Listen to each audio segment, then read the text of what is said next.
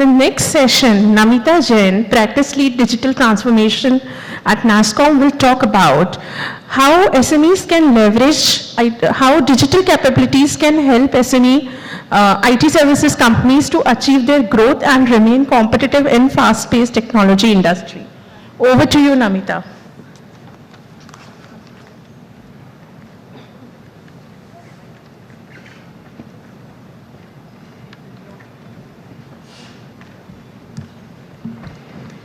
Hi, good afternoon, everyone. A very warm welcome to NASSCOM SME Conclave. As part of NASSCOM research, it's an immense privilege to be here today in front of all of you, this very focused audience, and to unveil probably the first ever effort by NASSCOM research on a study related to the tech SME landscape in India. So the great thing about me being here is I've spoken to a lot of SME leaders in preparing the study, and I can see a lot of those faces in person. So thank you from NASSCOM Research for contributing towards the study.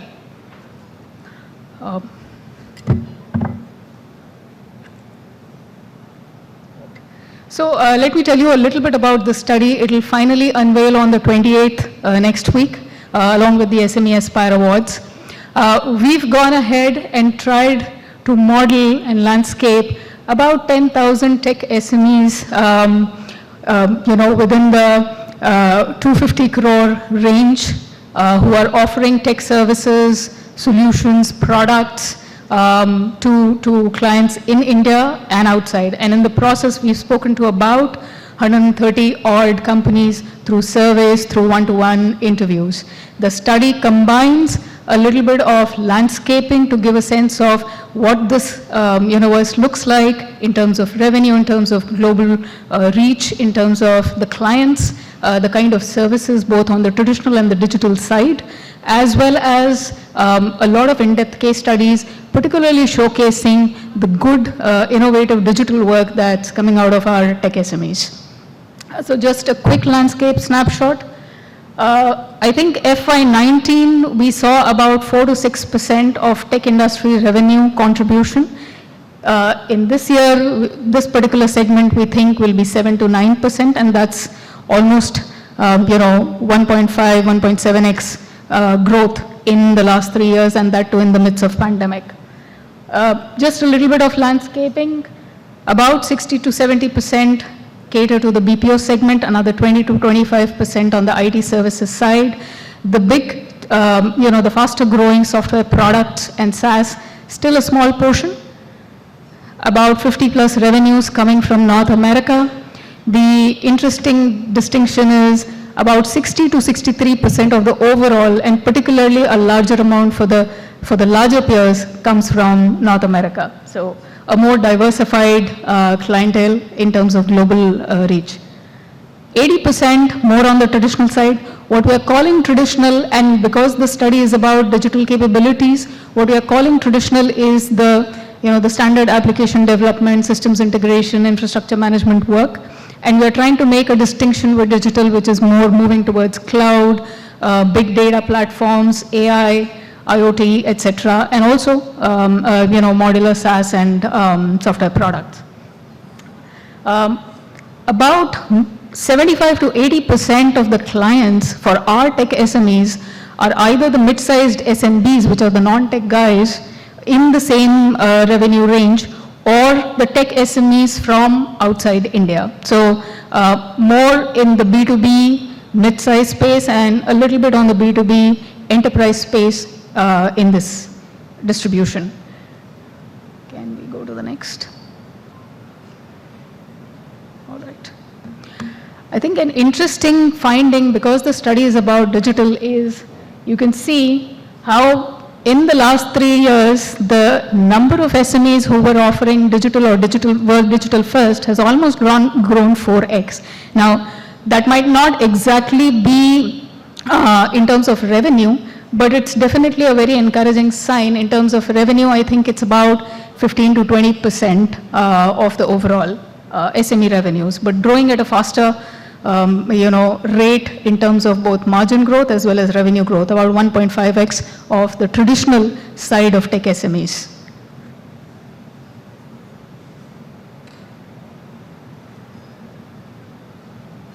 Can we go to the next slide, please?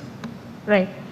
When we talk about digital, I think majority of the business, probably 50% is what we saw coming out from cloud. And that is cloud migration, cloud-based services, more of APIs, microservices.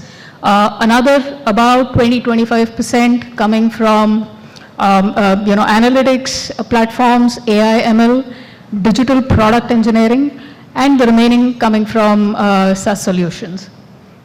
What was also interesting for us here when we did this research was the digital talent composition in the SME segment is about 17 to 18%, whereas for the overall tech industry, it's about 30-35%.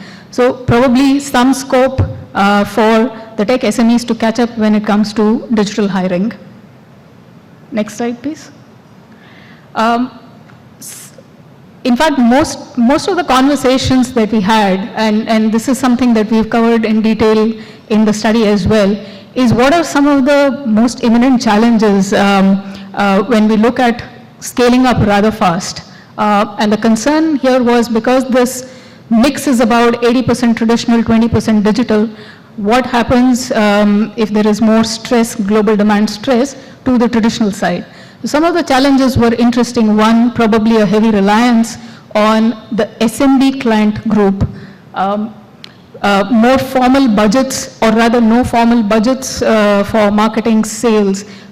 We found that in some of the very, very innovative products and SaaS companies, and also some of the mid-sized traditional services companies, but probably this was an area where there's not enough that is being spent or allocated in terms of budget. So that was one area we heard a lot where the gaps are, and how can digital marketing actually help.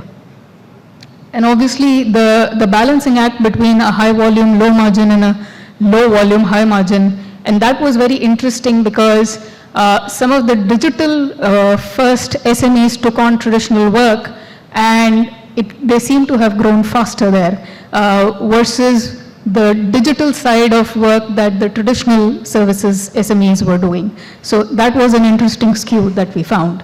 However, given all of these challenges, if you can go to the next slide, please. What is it that we have seen in terms of innovation? And there's a lot of innovation happening. When we started the study, we wanted to profile about 100 case studies, this being the first one, wanted to make it very, very phenomenal.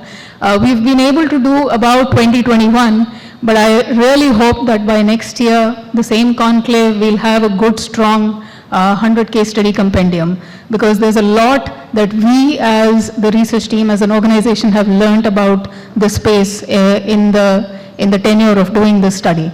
So some of these innovation areas around business strategy, around GTM, talent, performance management, and how do we tie performance management to the client outcomes and outcome-based SLA.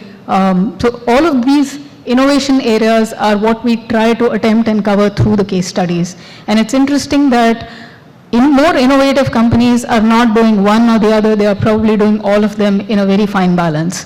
So I look forward to unveiling this study on the 28th and would request everyone to go through it. This has been the first ever attempt. We would love feedback, but as I said, I hope next year it's a 100 case study compendium. Thank you. Thanks a lot, Namita. Indeed, this was insightful, and we look forward to report launch at 28th.